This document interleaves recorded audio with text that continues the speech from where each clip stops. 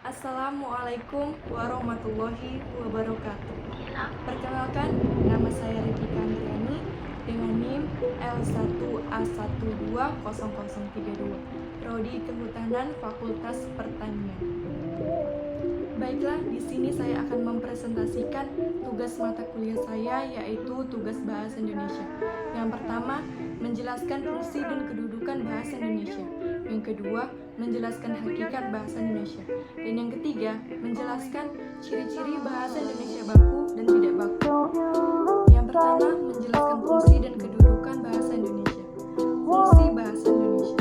Secara umum, fungsi Bahasa Indonesia adalah sebagai alat komunikasi bagi manusia, baik komunikasi lisan maupun komunikasi tulis. Adapun sejumlah fungsi yang begitu dekat dengan kehidupan sehari-hari, yaitu satu, sebagai alat interaksi di kehidupan sehari-hari. Dalam kehidupan sehari-hari, termasuk di Indonesia, bahasa menjadi media dengan peran penting. Bahasa Indonesia digunakan sebagai alat komunikasi, baik dalam bahasa formal maupun non-formal. Semuanya tergantung dari lingkungannya. 2. Menciptakan karya-karya sastra yang berkualitas. Selain erat dengan komunikasi, bahasa Indonesia juga tidak bisa dilepaskan dengan dunia sastra.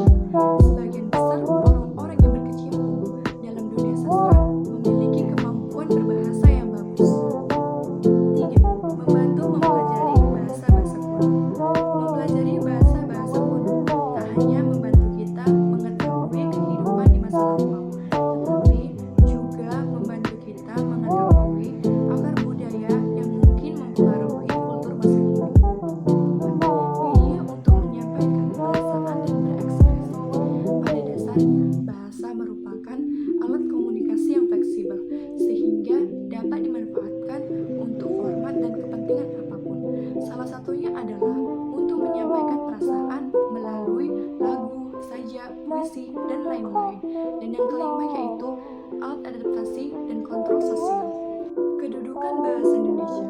Yang pertama, kedudukan bahasa Indonesia dari segi bahasa nasional, yaitu 1. Bahasa Indonesia sebagai lambang kebanggaan nasional. 2. Bahasa Indonesia sebagai lambang identitas nasional. 3. Bahasa Indonesia sebagai bahasa persatuan. Dan 4. Bahasa Indonesia sebagai alat penghubung antar budaya. Dan yang kedua, kedudukan bahasa Indonesia dari segi bahasa negara, yaitu 1. Sebagai bahasa resmi kenegaraan. 2. Sebagai alat pengantar di dunia pendidikan. 3. Sebagai alat penghubung di tingkat nasional. 4. Sebagai pengembangan kebudayaan, ilmu, dan teknologi. Yang kedua, menjelaskan hakikat bahasa Indonesia. Hakikat bahasa adalah dasar intisari atau kenyataan yang sebenarnya atau yang sesungguhnya dari sistem yang mumpuni tersebut. 1. Bahasa itu berupa bunyi-bunyi yang dihasilkan dari alat ucapan di sini. 2. Bahasa itu konvensional. Penggunaan suatu lambang berdasarkan konsep tertentu yang bersifat konvensional, yaitu berdasarkan kesepakatan atau penuturan. 3. Bahasa itu bersifat umum, artinya bahasa itu mempunyai ciri khas dan spesifik yang tidak bisa dimiliki oleh mayoritas. 4. Bahasa itu universal, artinya terdapat ciri-ciri yang sama yang dimiliki oleh setiap bahasa. 5. Bahasa itu produktif, artinya dapat dibuat satuan-satuan bahasa yang jumlahnya tidak terbatas. 6. Bahasa sebagai alat interaksi sosial. Bahasa dijadikan alat untuk bekerja sama antar sesama manusia. 7. Bahasa merupakan identitas penutur. Bahasa merupakan penanda jati diri penutur. Dan yang ke-8 yaitu bahasa itu berwujud lambang.